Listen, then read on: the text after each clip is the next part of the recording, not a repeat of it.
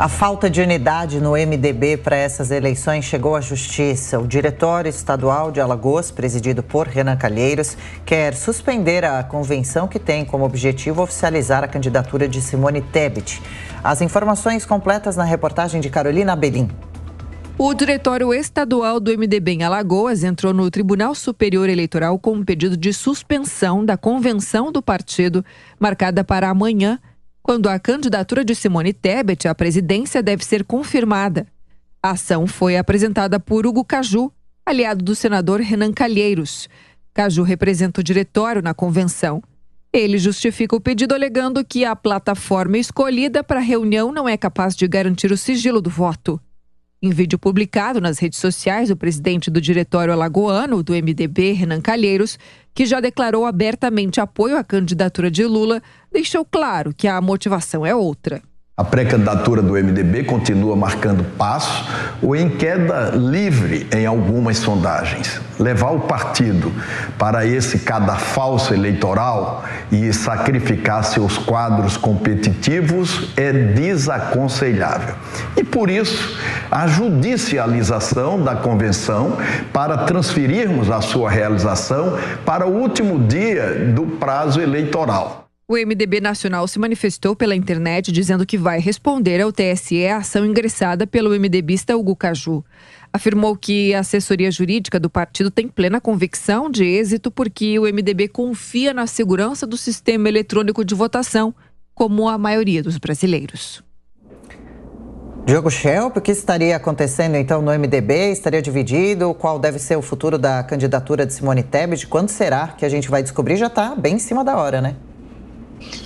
Pois é, o MDB nunca foi conhecido exatamente pela coesão ideológica, pela coesão partidária. Mas o que a gente está vendo é o PT, né, com o seu pré-candidato Lula, tentando formar o seu próprio centrão desde já. E com isso, o que a gente tem visto é uma estratégia do PT de provocar cisão dentro de outros partidos que têm aí ambições de ter seus próprios candidatos à presidência da República. Então, o que a gente está vendo é isso, exatamente isso no MDB. O PT conseguiu cooptar uma parcela do MDB e está conseguindo, com isso, atrapalhar, minar a candidatura, a pré-candidatura de Simone Tebet. Isso empobrece o debate político, porque é justamente a estratégia do PT, né, de querer antecipar o primeiro turno, antecipar o voto útil para o primeiro turno. E ele tem feito isso, o PT tem feito isso também no Ceará, por exemplo, provocando cisão dentro do PDT de Ciro Gomes, outro pré-candidato, tentando atrair, inclusive, o PSDB para suas alianças regionais. Também tentando atrair o PSDB para a disputa presidencial, com apoio ao PT já no primeiro turno. Então, o que se vê é justamente isso, uma tentativa de empobrecer o debate, de canibalizar outras candidaturas com o propósito de chegar ao poder. Ô Cristina, dentro do MDB existem algumas alas que até mesmo estariam pressionando o ex-presidente Michel Temer a ainda sair candidato nessas eleições. Inclusive, houve um entrever entre ele e Dilma Rousseff nas redes sociais no fim de semana e alguns defensores da candidatura de Lula dizem que não vão mais apoiar o PT. Como é que fica essa questão do MDB, hein?